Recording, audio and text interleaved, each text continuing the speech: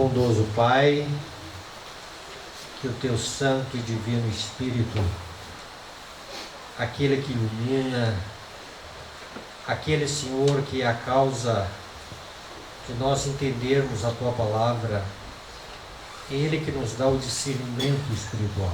Amém. Precisamos do Teu Santo e Bom Espírito.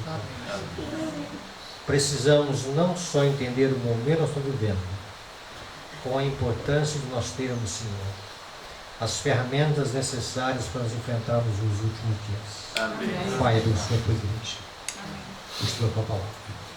Em Cristo Jesus. Amém.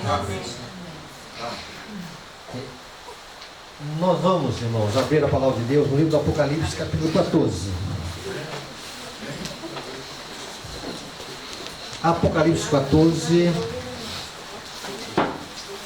apresenta para nós quadros que é bom que nós tenhamos em mente. Já é conhecido da igreja, conhecido de vocês, mas vamos ver no verso 1. Olhei e eis o Cordeiro em pé sobre o monte Sião, e com ele 144.000, tendo na fronte escrito o seu nome e o nome do seu Pai. Cristo, ele é apresentado no monte Sião, e com ele 144.000. É interessante que Cristo está em pé, e subentende também que os 144.000 também estão em pé. Essa expressão em pé no Apocalipse, ela é muito significativa. Não é só um detalhe, mas é algo que indica para nós que esse povo está vitorioso e reinando com Cristo na eternidade. Quando nós vamos a Apocalipse capítulo 15, no verso 2, vi como que um mar de vidro. Olha a expressão aqui, como que, não é igual, mas semelhante a um mar de vidro, mesclado de fogo, e os vencedores da besta, da sua imagem, do seu número e do seu nome, que se achavam em pé.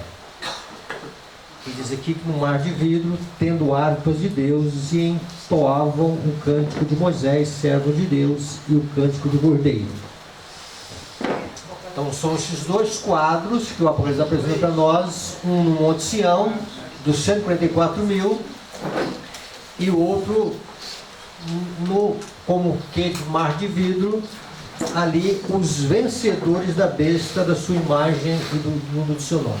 É o mesmo grupo, são 144.000.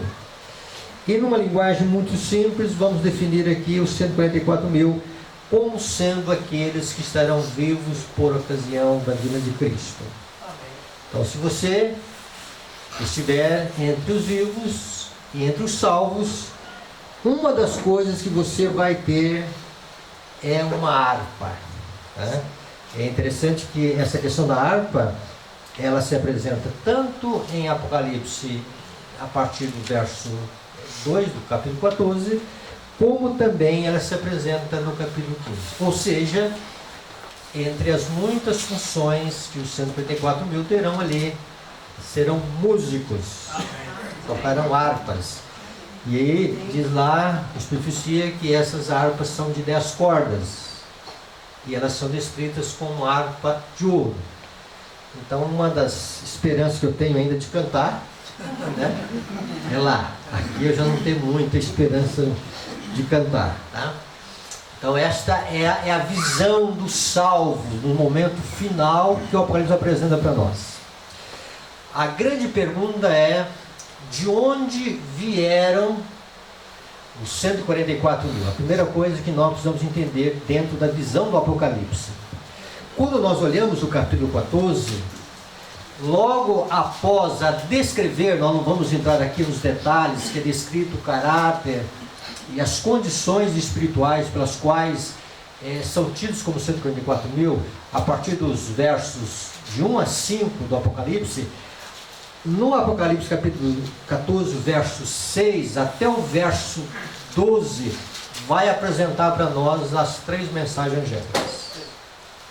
Então nós temos que essas 3 mensagens angélicas, elas são significativas. Então, da terceira mensagem angélica, Deus está tirando um povo, e esse povo estará no final, no Monte Sião, e estará no mar que é como mar de vidro, e estarão diante do trono de Deus. Só um detalhezinho naquele mar que a gente esqueceu de mencionar.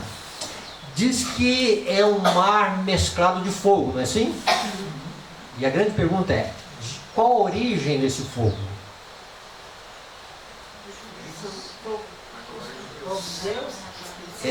Esse fogo é o fogo da glória de Deus, que reflete no mar de vidro. Em outras palavras, a alegria eterna dos 144.000 vai ser viver à sombra da glória de Deus. Amém. Tá? Só corrigindo algumas coisinhas aqui, né? A gente gosta de agricultura, não sou o expert, mas para os 144.000 não está reservado a agricultura. Não está reservado morar fora de Jerusalém. Morar na presença de Deus perpetuamente. É isso que está reservado. E isto, Ellen White, ela nos trouxe assim uma visão, e nessa visão que ela traz, ela diz que é um indizível gozo, eu imagino assim que é um perpétuo regozijar-se do coração, que vai ofuscar toda a beleza que existe fora da cidade, porque eles não escolheriam outra coisa a não ser estar diante da presença da glória de Deus. Se você tiver uma visão, quiser uma visão mais detalhada sobre isso, você vai em Apocalipse capítulo 7, você vai ver lá também que esses que vieram da grande tribulação, eles se acham ali diante do trono e servem a Deus no seu santuário de dia e de noite. Tá? Então o Apocalipse apresenta para nós esses quadros maravilhosos.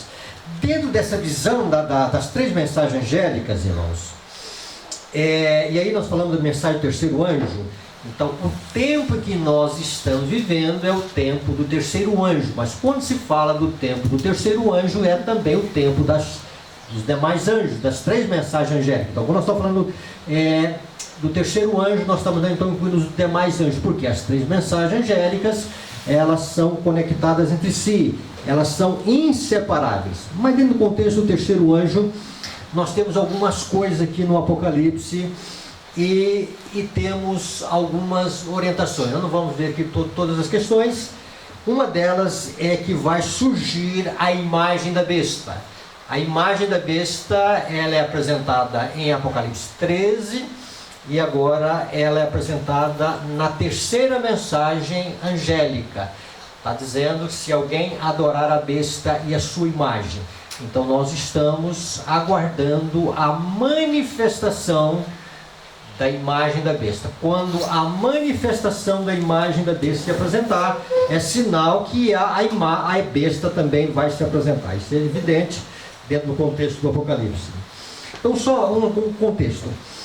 Dentro da visão também da maior advertência que é feita a partir do verso 9 do capítulo 14, é descrito a ira de Deus. A ira de Deus, ela tem assim um sentido assim muito acentuado na terceira mensagem angélica, onde diz no verso 10 que aquele que receber a marca da besta, este beberá do vinho da cólera de Deus, preparado sem mistura, e do cálice de sua ira, e será atormentado com fogo e enxofre diante dos santos anjos na presença do Cordeiro. Esta ira, ela é apresentada novamente no capítulo 15, no verso 1. Diz o seguinte: vi no céu outro sinal grande e admirável, 7 anjos tendo os 7 últimos flagelos, pois com esse se consumou a cólera de Deus. Então, veja bem, a manifestação das 7 pragas no tempo de angústia é a consumação da ira de Deus. Aquilo que estava retido, aquilo que estava só em ideia, aquilo que estava só em profecia, na realidade, os 7 anjos, eles vêm derramar as 7 taças da ira de Deus. E aí, o Apocalipse, então, no capítulo 15, vai apresentar o quadro para nós do mar de vidro, dos vencedores da besta, da sua imagem e do seu nome.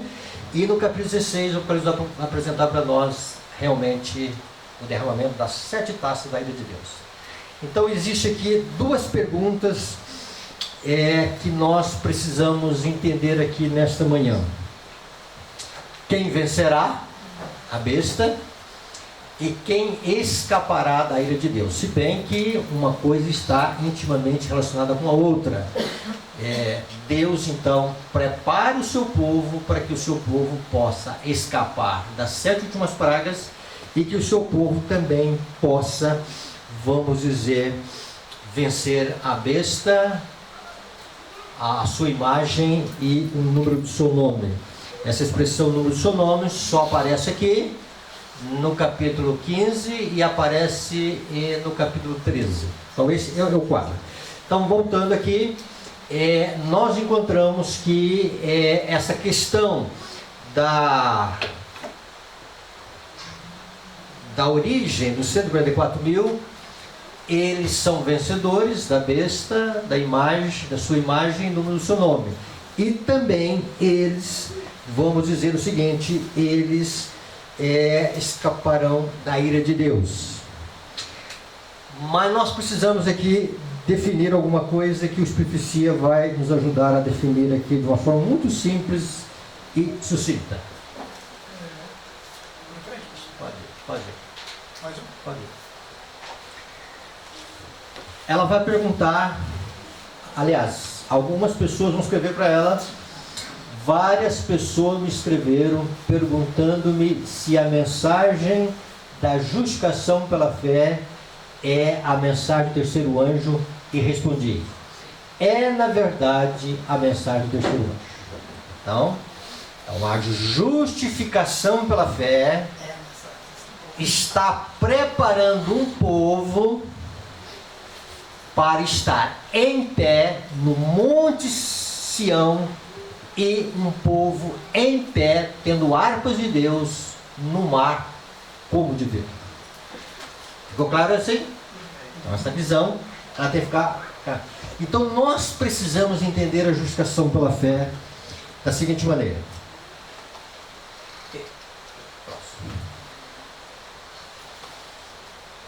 Temos algumas coisas aqui que são bastante definitivas, são coisas que fazem parte da nossa teologia, fazem parte da nossa escatologia, fazem parte do objeto de estudo nosso.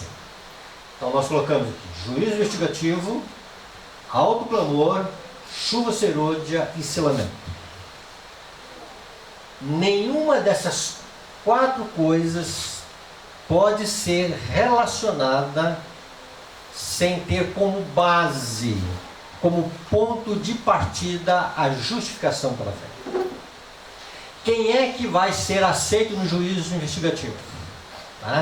Aquele que a justificação pela fé fez efeito em sua vida. Quem é que vai participar do autoclamor? O ponto de partida do autoclamor. Qual é a garantia que eu vou estar envolvido no autoclamor, no momento final da pregação da mensagem do anjo? Se a justificação pela fé, ela tem sentido em minha vida. Qual é a garantia inicial, o pontapé inicial, o ponto de partida de que a chuva serôdia, ela fará parte da minha vida? Se a justificação pela fé, ela faz parte da minha vida. E por último, qual é a garantia de que no momento final eu vou estar entre os selados de Deus, que atravessarão o tempo de angústia e estarão livres dos eventos soladores que vão ser soltos? se a justificação pela fé, ela fez a obra que Deus idealizou que fosse feita em minha vida. Então, quão importante é como igreja nós entendermos justificação pela fé. Por falar em justificação pela fé, irmãos, em qualquer igreja nossa, se pregarmos justificação pela fé, com pouca diferença ou quase nada, haverá, vamos dizer assim, reações de que não houve compreensão, não houve entendimento. Ou seja, é um assunto, em algum momento, até certo ponto, é um momento fácil da sua compreensão. Em algum momento, é um estudo que já como igreja nós já incorporamos como uma doutrina. Mas então aonde está a nossa dificuldade pela fé? A dificuldade é de nós termos a justificação pela fé como uma crença doutrinária, mas não como uma experiência de vida. Como, pastor? Ellen White, ela nos dá algumas diretrizes para nós sobre esta questão. Ela diz que algumas pessoas nunca experimentaram a culpabilidade. O que é isso? Experimentam remorso pelos pecados, experimentam uma tristeza pelos feitos e pelas consequências do pecado, mas nunca experimentaram ser exposto à ira de Deus. Por isso, nós necessitamos de uma ajuda sobrenatural, de uma ajuda divina do Espírito Santo, para que Ele possa me convencer do que é o pecado, porque o meu convencimento do pecado, ele é muito falho, ele é um conhecimento limitado, ele é vago, ele não entende a pecaminosidade de como Deus vê o pecado em minha vida. E quando isso não acontece, nós aceitamos a Cristo numa experiência superficial, e numa experiência superficial, a justificação pela fé, ela é somente uma crença doutrinária. E até certo ponto correta. Quando o Espírito Santo vem, irmãos, como aquela senhora samaritana, quando Jesus muda agora o assunto de água da vida, chama teu marido. E aí você vai no Desejar das Nações, era como se estivesse folheando o livro da sua vida. Por um momento, Jesus estava provocando uma dor em sua alma, para que ele olhasse para ele e visse nele que era o marido que ela precisava, um redentor. Precisamos que Jesus seja real em nossa vida. Sem o experimento da culpabilidade, sem o experimento da obra do Espírito Santo atuando na mente e no coração, a nossa ideia de justificação pela fé, ela é muito vaga. Precioso Espírito de Deus, Santo Espírito. E ele vem não para dizer que o Jorge é um bom pregador. Ele não vem para dizer que o Jorge é uma boa pessoa. Ele não vem para me dizer que o pecado da igreja é este. Ele vem para dizer aonde o pecado se aloja em minha vida. E por que o Espírito Santo não vem para satisfazer meras curiosidades humanas? Porque ele vem como corretor de justiça, como vencedor de pecado. Muitos se afastarão dele. Justiça própria, que é pecado. Justiça própria, que é pecado, é o manto mais desejado pelos laodiceanos, ou por nós adventistas do sétimo dia. Então a justificação pela fé é isso, tá? Resumindo, o que é a justificação pela fé? Quando o pecador arrependido, contrito, sem nenhuma esperança, suplicando a misericórdia de Deus, vem a graça de Cristo, vem o perdão de Cristo, vem a justificação. Justificação e perdão é a mesma coisa. Justificação é o oposto de condenação, e o pecador é aceito como se nunca tivesse pecado diante dos olhos de Deus, por causa da pureza de Cristo, por causa do caráter puro de Cristo. Esse caráter, ele é contabilizado em nossa conta. Então é transferida a nossa pecaminosidade, a culpabilidade recai sobre Cristo, e de Cristo é transferido, então é imputado a sua justiça em nossa conta. Mas preste atenção aqui, irmãos, que nós precisamos associar a justificação pela fé com a imposição do decreto dominical, ou a justificação pela fé com o surgimento da imagem da besta. Falar em surgimento da imagem da besta, irmãos, ainda esse final de semana queremos trabalhar um pouquinho nisso. O cenário montado em torno da imagem da besta. Não vamos ficar aqui agora, vamos ficar aqui somente com a questão de quem passará pelo teste e vencerá. Por que os 144 mil eles conseguem vencer? Então essa pergunta, quem vencerá? Dentro desse contexto, irmãos, vamos abrir a palavra de Deus no livro do Apocalipse. Nós já vimos que os 144 mil, eles vêm da terceira mensagem angélica, ou das 3 mensagens angélicas, podemos assim dizer também, tá? Vemos que a justificação pela fé é a base pela qual eles, vamos dizer assim, recebem a chuva serôdia, participam do alto clamor, a base de tudo que eles estão entre os selados, estão entre os vitoriosos, é a justificação pela fé. Dentro dessa visão, irmãos, nós precisamos entender aqui o que está em Apocalipse capítulo 3 e o verso 21. Ao vencedor. 3 ou 13? 3.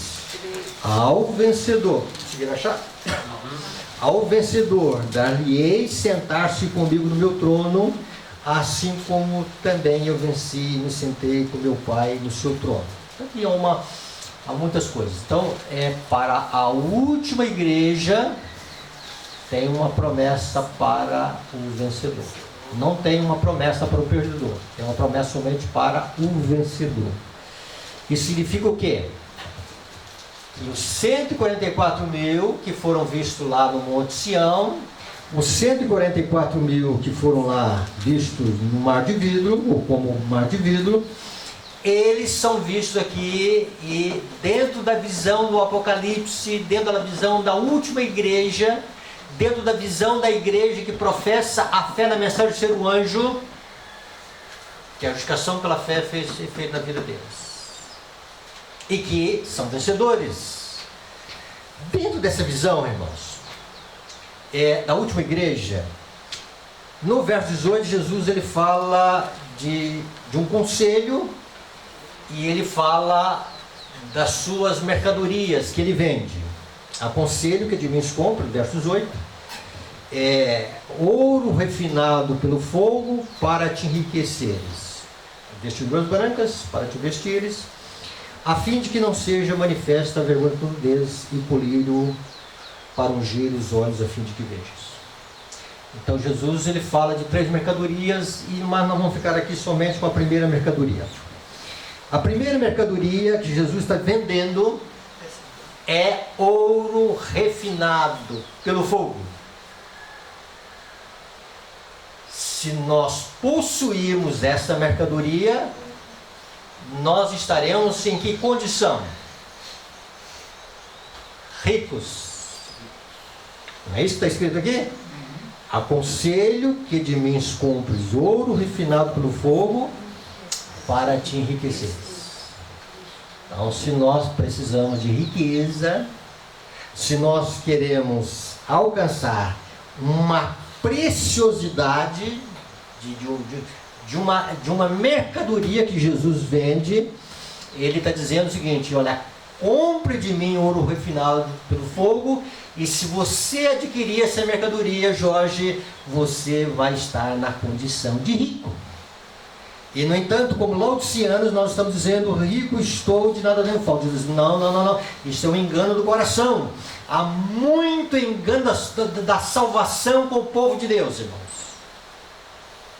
Porque o povo de Deus, por crer na doutrina verdadeira, por crer nas doutrinas que são distintivas para esse tempo, por professar uma crença doutrinária correta, se ilude com a salvação. Tá? E dizendo, olha, não tem riqueza, está faltando o ouro provado pelo fogo. Quando se fala dessa questão do ouro provado pelo fogo, a primeira coisa que nós temos que ter aqui em vista, assim, antes de definir o que é esse ouro, o que nós precisamos entender? Quando se fala desse ouro refinado pelo fogo, que ideia que dá? Que palavra a gente consegue entender aqui? A fé. Tá, isso seria o significado, tá? O que seria isto? Pureza, tá? Vamos lá, então tem a ideia aqui de pureza. Pureza de quê? Caráter. Pureza de caráter, tá? Olha o que ela está dizendo, tá? Verdadeiras riquezas são genuína fé e amor genuíno. Esses tornam o caráter completo em Cristo. Se houvesse mais fé, simples, confiante em Jesus, haveria amor por amor, que é o ouro do caráter cristão. Tá? Fé e amor são duas palavras que precisam fazer parte da nossa vida. Fé e amor. Observe que a expressão aqui é essa, quando se fala dessa questão, desse ouro aqui, ela vai definir isso também dizendo todas as nações, que é a fé e amor. Em várias ocasiões ela menciona que essa é a fé e amor. Fé e amor são duas coisas distintas. Uma coisa é fé, a outra coisa é amor. Não são distintas? Mas as duas coisas, elas precisam estar assim. Tá? E são mercadorias que vêm de Cristo. Jesus está dizendo que essas duas características que estão no ouro são provenientes deles. Então ele vem lá, ele na sua bolsa de mercadorias, ele diz, olha, aqui eu tenho ouro provado pelo fogo, tá? Eu quero que vocês, então, o seguinte, comprem essa mercadoria. Dentro dessa visão, irmãos, ainda da questão da visão também do ouro provado pelo fogo. Quando se fala de fogo, purificação, e aqui é o processo aqui de que o ouro ele recebe o fogo para ser purificado. Quando nós olhamos a visão de Zacarias 3, a visão de Zacarias 3, Jerusalém é apresentada e simbolizada como o quê? Estão lembrados da visão de Zacarias 3? Alguém se lembra? Deus retrata a sua igreja, chamando-a de Jerusalém, como o quê? Zacarias 3. Um tição tirado do fogo. Olha aqui, irmãos, tá? Um tição tirado do fogo. Tá? Então veja bem. Então, está reservado para o povo de Deus um momento, tá, de prova, um momento de aflição, um momento de fornalha, antes do fechamento da porta da graça, e um momento de fornalha depois do fechamento da porta da graça. Vamos falar um pouquinho hoje só sobre a questão antes da porta da graça. Por gentileza, irmão. Vamos definir aqui primeiramente essa fé aqui, tá? Ok, passa, depois de volta nessa questão dessa fé. Ok, passa. Ok. Olha o que ela diz aqui. Vi que os que ultimamente têm abraçado a verdade terão que aprender o que é sofrer por amor de Cristo. O Jorge não gosta de sofrimento. A natureza humana, ela recua diante do sofrimento. Primeira coisa. No entanto, o que está reservado para o povo de Deus é o sofrimento. É isto mesmo. É isto mesmo. E é o seguinte: terão que aprender o que é sofrer por amor de Cristo. E no final desse sofrimento, olhar esse sofrimento com alegria, prazer no sofrimento. Ok? Vamos lá. Diz que nós teremos provas a suportar. Provas que serão agudas e cortantes. Esse capítulo que ela fala isso, irmãos, é Primeiros Escritos. E é um capítulo que retrata como escapar da ira de Deus e como escapar do ataque da besta. Esse é um capítulo todo especial, tá? E aqui é apenas um tópico desse capítulo, tá? Veículos que ultimamente, no momento final, terão que aprender o que é sofrer por amor de Cristo. Terão provas a suportar, provas que serão agudas e cortantes, a fim de que sejam purificados e pelo sofrimento capacitados a receber o selo de Deus vivo, a passar pelo tempo de angústia, ver o Rei em sua formosura e estar na presença de Deus e dos seus santos anjos puros. Ontem ela mencionou aqui sobre a semeadura. Estão lembrados do segundo tipo de solo? Rochoso. O que acontece com a plantinha? Tá, mas fica superficial, né? Fica superficial. O problema é que tem pouco solo nela. Então a ideia ali é de uma rocha, uma camada de terra e a plantinha. Não tem por onde aprofundar. O leão não morreu. Não é isso que ela ensinou? Tá? Ok. E aí vem o que? As dificuldades, provações. Vem o que? Dentro da parábola. O sol. E esse sol, ele vem o que? Ardente, não é assim? Tá? E esse sol o que? Tem uma plantinha, não é assim? E aí Jesus vai ensinar, não sei se é a visão de Marcos, a visão de Mateus, são 3 visões, né? Mas numa das visões ele diz que vindo a perseguição por causa da palavra, muitos escandalizam, muitos tropeçam. Tá? O sol vai vir forte. E forte mesmo. Tá? Existem 2 coisas aqui, irmãos. Uma coisa é, vamos dizer assim, é estar disposto a entrar debaixo do sol quente. Uma coisa é isso. A outra coisa é estar em condições de suportar o sol quente.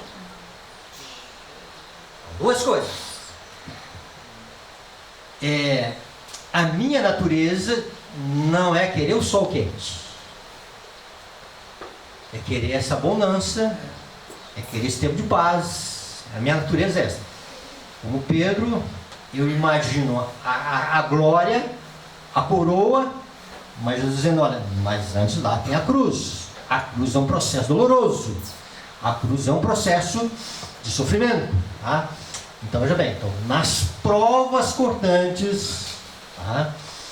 Então nós vamos ter que estar disposto a ficar no sol quente e ter condições de enfrentar o sol quente.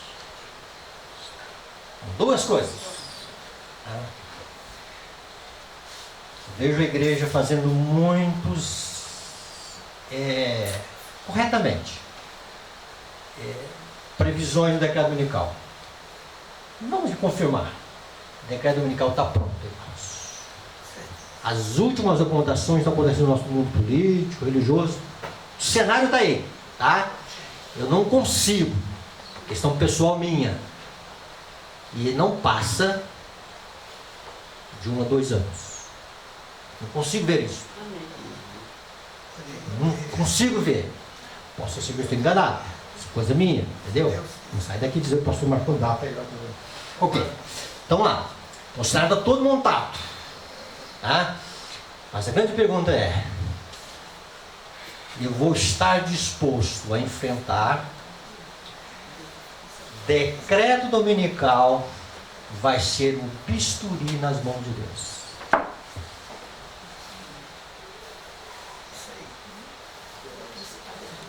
Vai doer. Para mim, para mim. Vai doer. Tá? Então vai doer. Até que ponto eu vou estar disposto a ficar debaixo do sol quente e com condições de enfrentar o sol quente? Tá, vamos lá. Dentro dessa visão, irmãos, vamos entender uma coisa aqui. Esta fé e amor, ela é apresentada novamente juntas no livro de Gálatas capítulo 5, verso 6. Esse verso é um verso-chave para nós entendermos.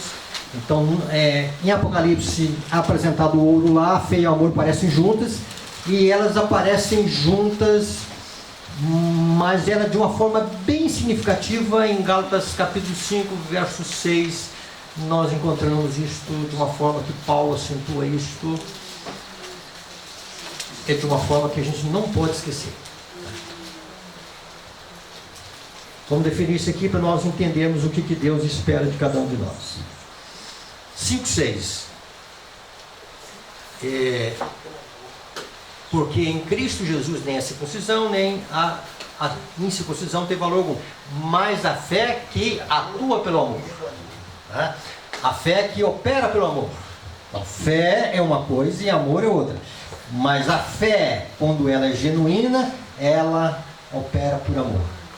Vamos então, volta aí, irmãos. São 2 slides aí, que a gente vai entender agora o que ela quer dizer sobre isso aqui, tá?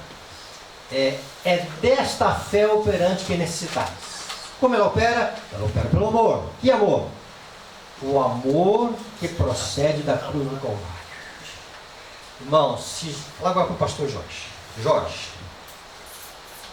Se a cruz não tem um sentido todo especial para você, na hora da crise, na hora do sol quente, você vai pular fora.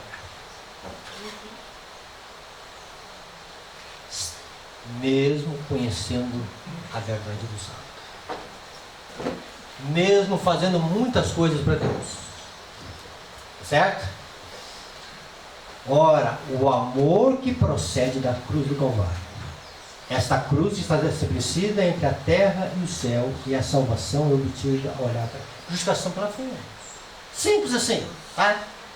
O Pai acentuou, os anjos acercaram sobre essa cruz, e o próprio Deus inclinou-se em aceitação do sacrifício. Ela satisfaz a reivindicação do céu, e o homem pode ser salvo por Cristo se tão somente tiver fé na pessoa de Jesus.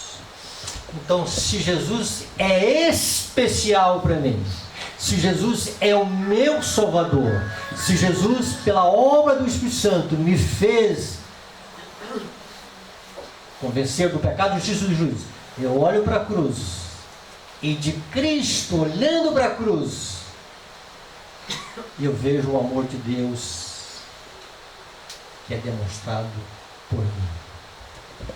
Não um amor que está só escrito na Bíblia. Não somente um amor que é manifestado em favor de mim, mas um amor que, pela graça do poder do Espírito Santo, o Espírito Santo me ajuda a exercer fé nele e nele ver o que ele fez. E é isso, irmãos, é este amor por Cristo, é esta, vamos dizer assim, é a alma imbuída daquilo que Jesus fez, que vai me levar a querer entrar debaixo do sol quente. E de Cristo virá virtude para resistir o ataque do dragão. Mediante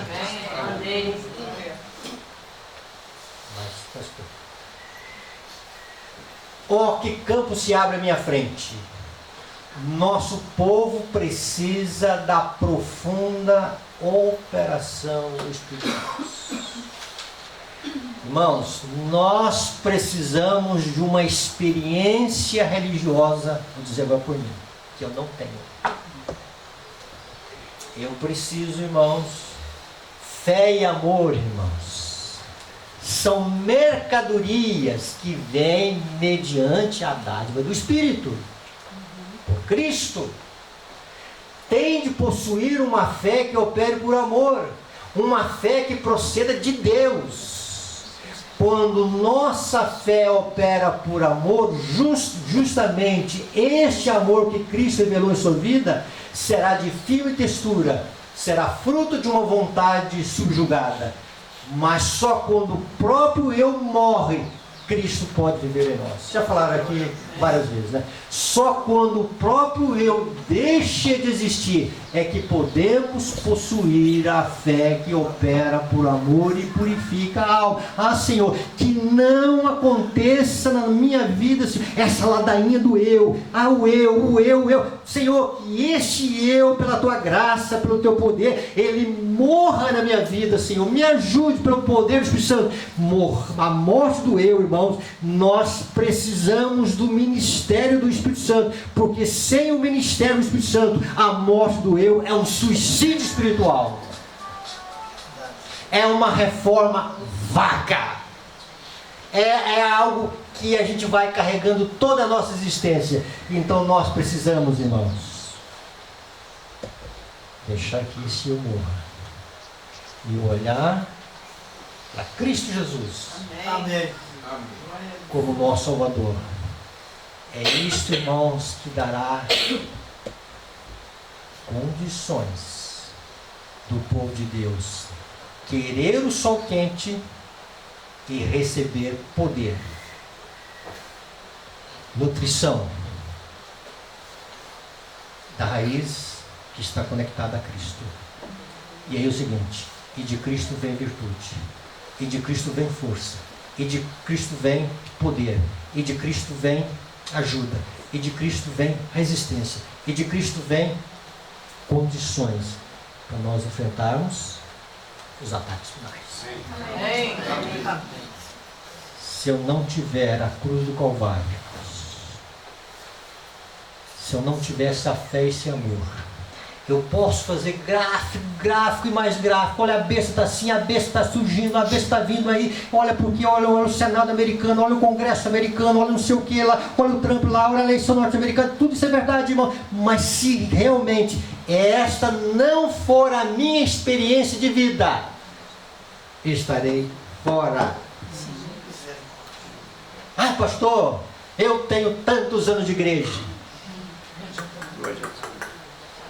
Se não for um profundo e genuíno amor por Cristo, irmãos, se a justificação pela fé não for uma experiência de vida, se a obra do Espírito Santo não for, irmãos, algo que absorve o interesse da nossa alma, irmãos, queridos irmãos, é a hora mais solene da história desse mundo, irmãos. Amém. Só podemos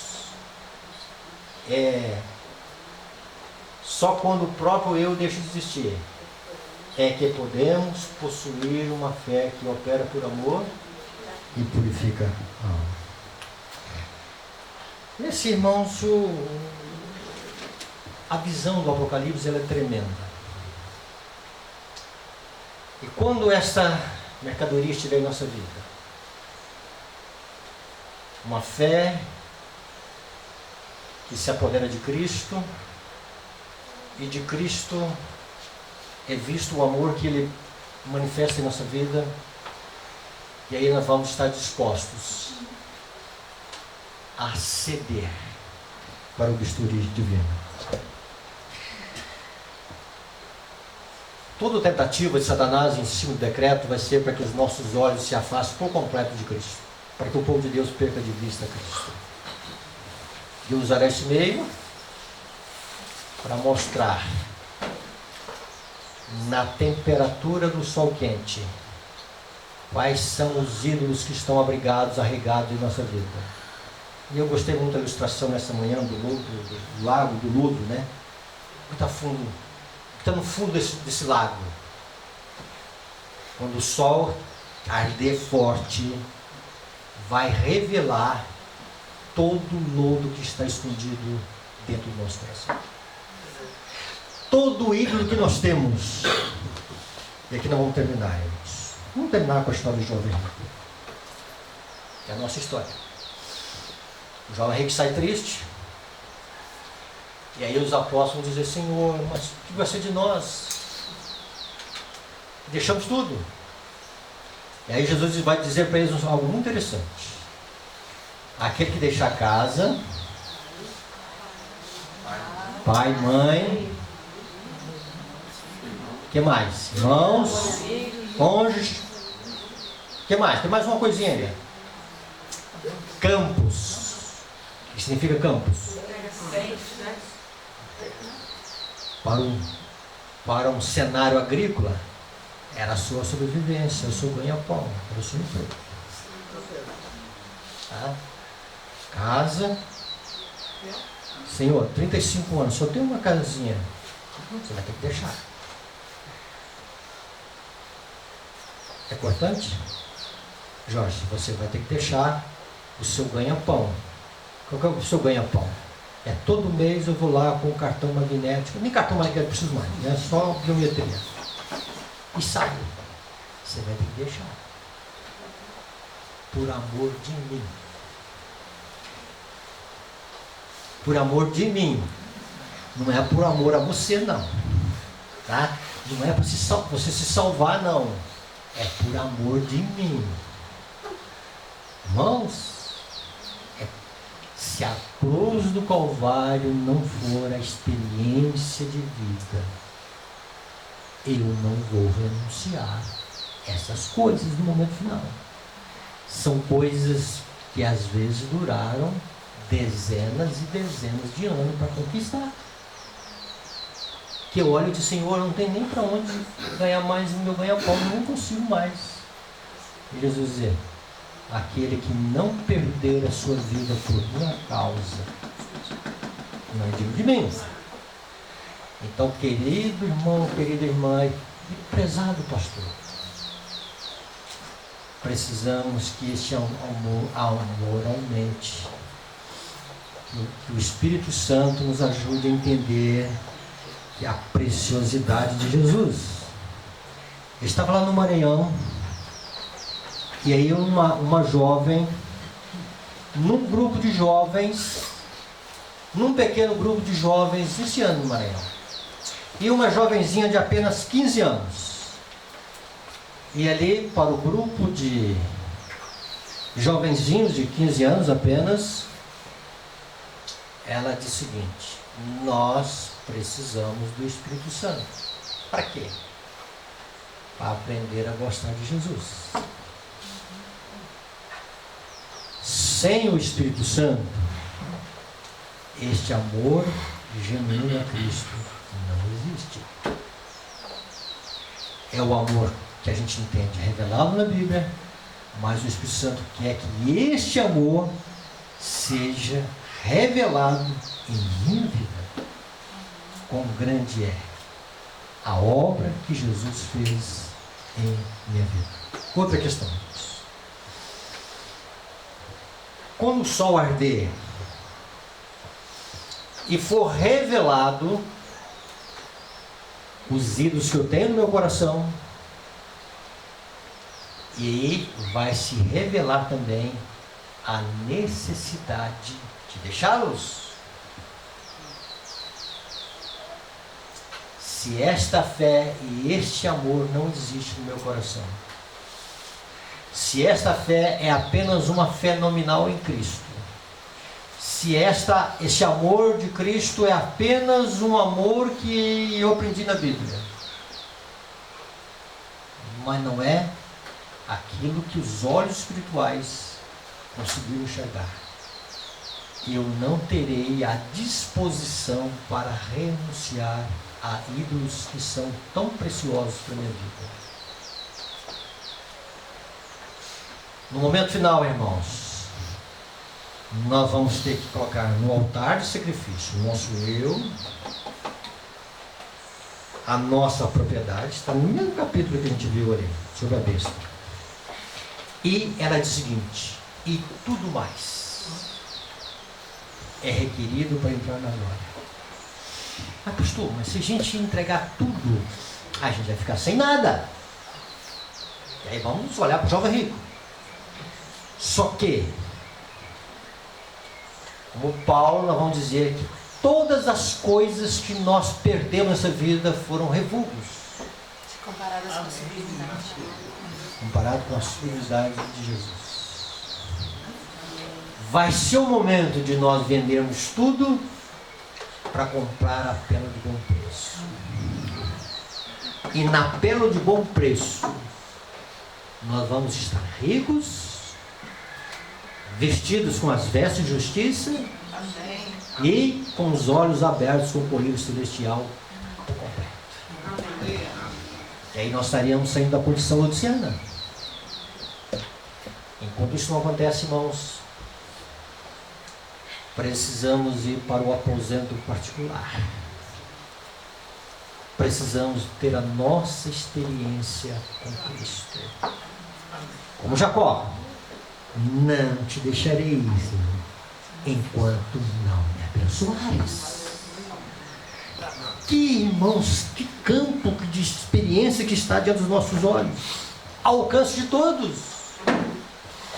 A excelência de Cristo, a excelência da justificação pela fé, a excelência da mensagem do terceiro anjo, a obra do Espírito Santo, irmãos, tudo Deus está dizendo para nós. É tempo da palavra de Deus ser aberta. É tempo de esquadrinhar o coração. É tempo de nós comprarmos mercadorias. É tempo da busca do Espírito Santo, irmãos. É tempo de Cristo Jesus na alma. É tempo, irmãos, do momento mais solene da história desse mundo. A igreja de Deus, irmãos, se preparando. E esta igreja que se prepara dentro da visão das três mensagens angélicas, irmãos, é a igreja que vai estar salva da ira de Deus no momento final. É a igreja que vai estar, vamos dizer o seguinte, no alto clamor. É a igreja que estará nos conselhos de Deus. É a igreja que foi revigorada com a chuva serúdia. E é a igreja que vai estar para sempre, com harpas de ouro, na presença de Deus. E olha que a profecia diz, nesse mesmo capítulo. Ela diz o seguinte: estará para sempre na presença de Deus. Amém. Que o poder de Deus nos ajude, irmãos. Que a cruz do Calvário seja tudo para nós. Amém. E eu termino dizendo o seguinte: só existe uma maneira do Jorge chegar até o céu: agarrar a cruz.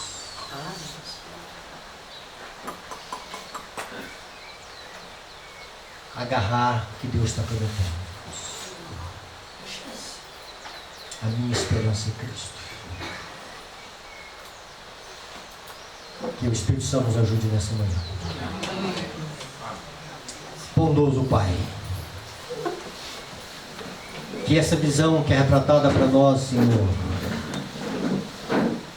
que o nosso coração nessa manhã possa dizer: Senhor, sonda-nos, Senhor. Pai, como é que está o destino da nossa alma? Nos ajude, Deus, Senhor. Pai, precisamos entender, por experiência, o que é a justificação pela fé. Ter um Salvador, Senhor. que por causa daquilo que é rude, daquilo que é áspero, daquilo que é vil, ele morreu por causa dos meus pecados.